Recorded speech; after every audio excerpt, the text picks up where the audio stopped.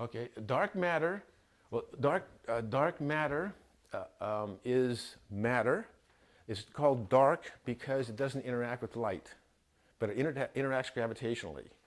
And it interacts gravitationally just like atomic matter does. That is, it attracts matter. And so we can actually measure it. Actually, you can observe dark matter.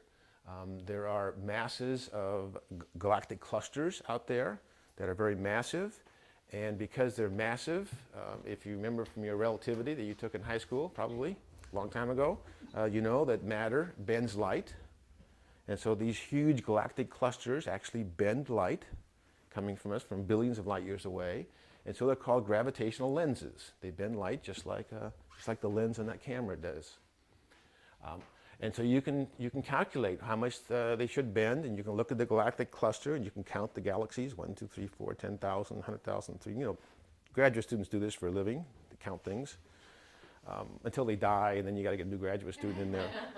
And then you can count, and you come up with, hey, there are not enough galaxies in there to bend the light that much. That light is bending more, much more than it should be, because those galactic clusters simply aren't massive enough. Aha! There has to be more mass there than I can see. That's the dark matter.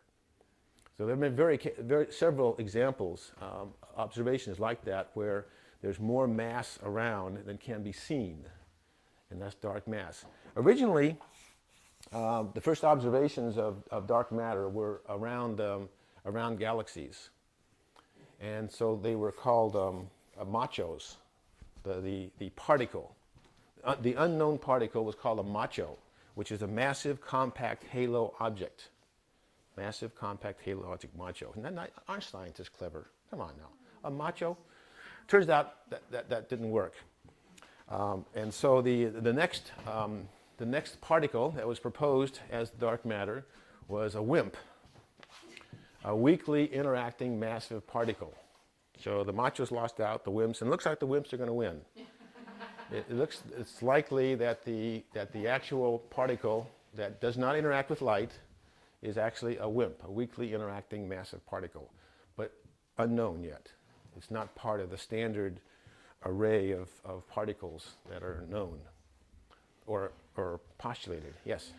It's not interacting with light, and yet it was the extreme bending of the light that couldn't be accounted for. It interacts gravitationally with light, not electromagnetically with light.